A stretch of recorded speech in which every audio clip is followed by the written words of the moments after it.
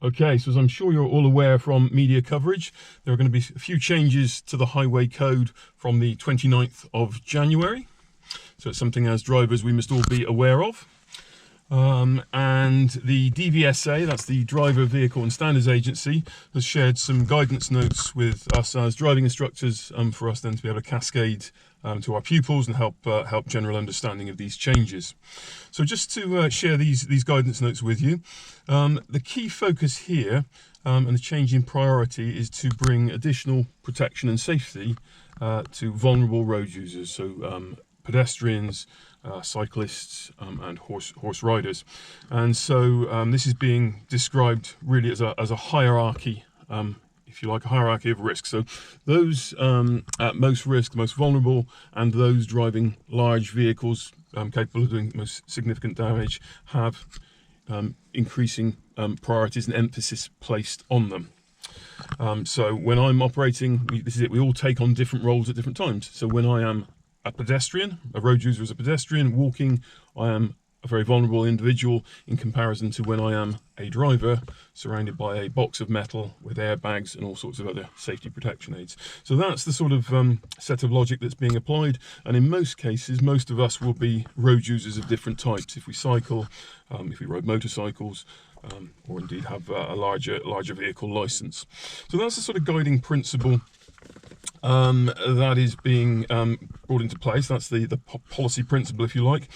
As it says very clearly, though, none of this changes the responsibility we all have as individuals. Whatever format we're taking, it doesn't distract or dilute the responsibility we have. If we're walking, we've still got to be behaving responsibly. So things like mobile phone distraction.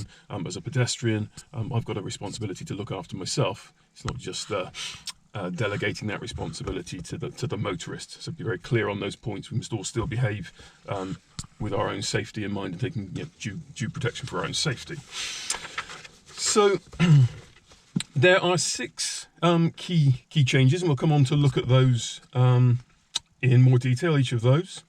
But the key thing, and I think the key point that the DVSA highlight, is that most of the changes merely reinforce good driving behaviour and don't really alter the way that we should be approaching our driving if we've been doing it properly, and indeed how the driving test will be assessed. However, perhaps the most notable exception to that in terms of the legality of the situation would be that the first change, and this is when turning and emerging from junctions. So until the 29th of January, the motorist would have had priority in that situation, whereas now pedestrians or cyclists who want to go ahead in that situation, the junction situation, would have priority, and the motorist would have to wait for them. So we'll put a diagram up on screen just to clarify that point. So there is a fundamental change there in the priority, and so to understand that is clear.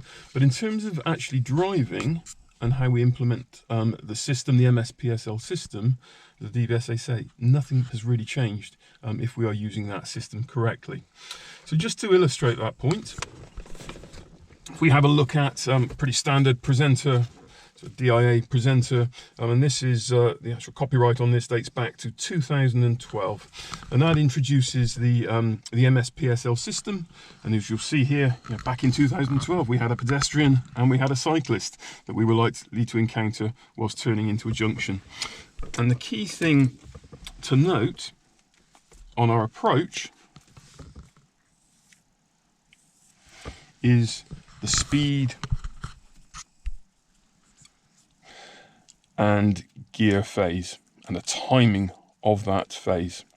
So as you can see very clearly from the little speedometer and the gear selector there, we've checked our mirrors, we put a signal on, and we'll be showing an indicator signal and showing brake lights to get our speed right. But the speed and gear phase is done in this section of tarmac, so that we've got the car properly slowed and are in the lower gear, in this case probably first gear, a good 1-2 car lengths back from the junction. So that enables us to approach the junction at a sensible speed, to give us time to then look, assess, decide.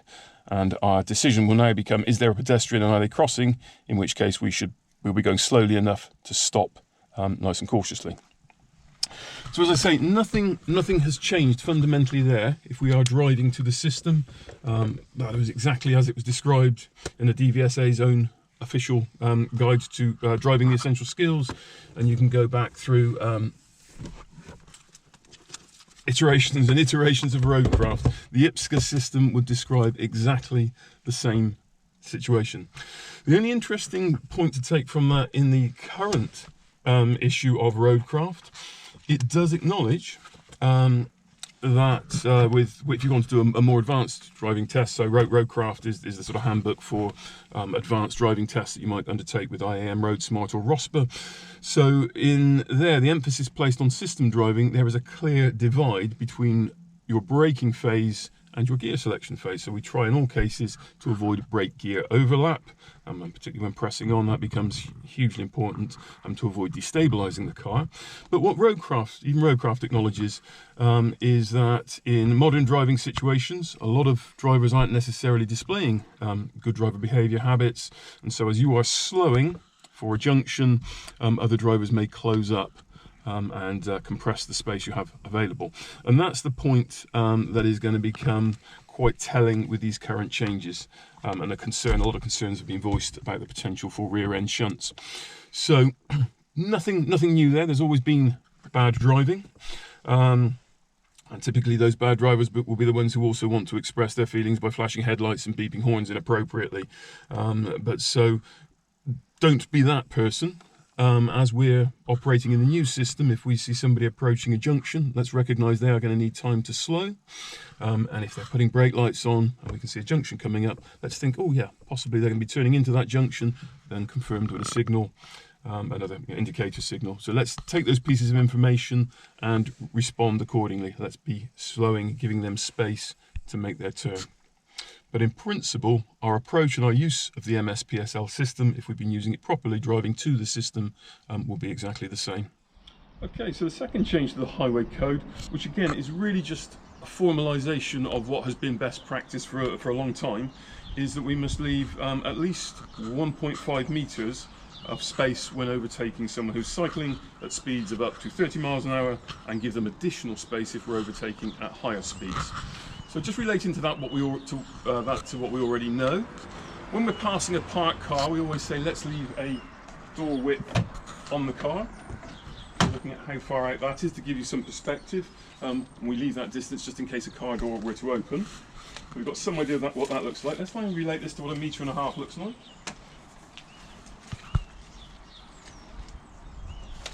So just where my hand is there. So I am now standing at 1.5 meters. So that's the sort of gap, it's more than a car's door width, that we would need to be leaving on a cyclist.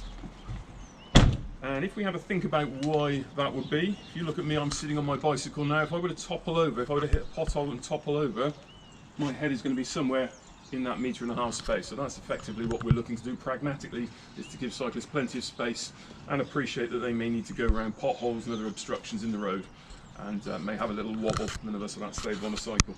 So that's really, the highway code is merely reinforcing the good practice that we have already been applying. Similarly, in relation to passing horse riders.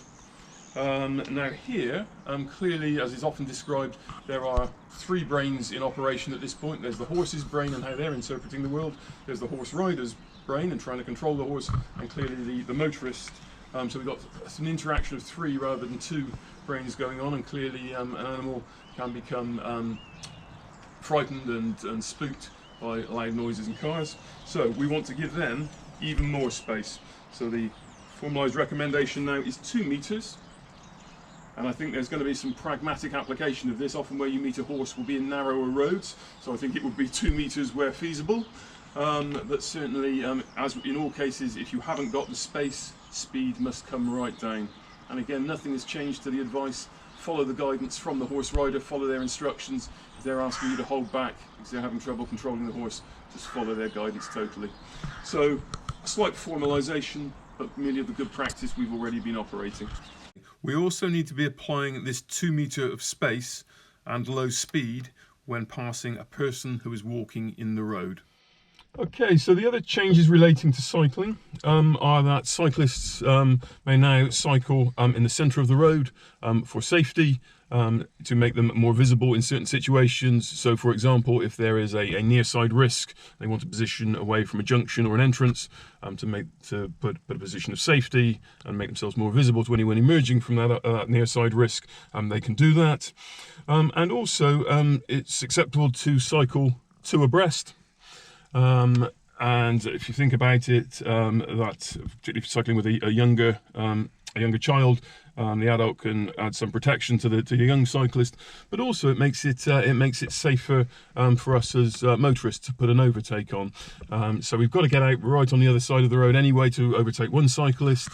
So if you've got two cycling side by side, we can put a safe overtake on and get it done. Whereas if they're cycling one behind the other and maybe stretched out a little bit with a gap between them, it extends the distance we need to make our overtake safely. So from all the way around, cycling two abreast brings some safety benefits to both the cyclist and the motorist. Okay, so another change in the notes issued by the DVSA is to be encouraging people to open doors with the hand furthest from the door itself. And you may be familiar, it's a term we teach called the Dutch reach, which, as the name implies, has come from Holland, where they have a lot of experience with cyclists as a nation. And so I'll put a link in the description to a more detailed video on this. But quite simply, what we're encouraging people to do now is, rather than just grabbing the door handle here and absent-mindedly flinging the door open, you can see I've got very little control of that, it's the encouragement, whichever side of the car you're sitting in, reach across with your other hand and grasp the door and then release it. And what this encourages you to do, as you can see, is it immediately forces me to turn my body so I'm looking in the mirror and into the potential blind spot area, and then releasing the door with this hand. The other benefit in this situation is that obviously if I just flick the door open like this on a windy day and the wind catches it, the door's going to act like a big sail and be pulled out of my hand and hit anyone who's passing by at the time. Whereas in contrast, if I'm holding it with this hand and releasing with the other hand, as well as the benefit, the vision benefit and the blind spot check benefit, it's got my whole body weight to restrain the door in the event of a high wind situation. So a couple of benefits there. And again, the stats are detailed in the other film, but it is a significant amount of cyclists who are killed or seriously injured every year just by absent-mindedly opening doors. So, you know, a really important change as cycling is promoted and more of us become cyclists as well as car users. Really important one to try and adopt as new road users. Key thing to be aware, everybody points to Holland and you know, how they operate so efficiently. What we've got to remember, they've been doing this for 50 years. They recognised, they were horrified at the death and injury stats, and about 50 years ago they started doing what they're doing and putting the infrastructure in place to make cycling and motorist sort of coexistence the seamless experience it currently is in Holland. And the other thing, obviously, because of their geography, such a flat nation, the majority of car drivers will also be cyclists. So in both cases, they're walking in each other's shoes. So there are some differences to our country and our culture, but we just have to work our way through that and understand the other person's perspective. Nothing again has changed there. This is a fascinating book, not on driving specifically, but on traffic and how we've interacted over hundreds of years, right from the days of horse and cart. So, you know, Vin Diesel and Fast and Furious driving is nothing new. From the earliest days of the horse and cart, people have behaved in certain ways and interacted with other road users. So this new chapter in the UK's driving history is just a way of us figuring out how we can interact safely with everyone else on the road.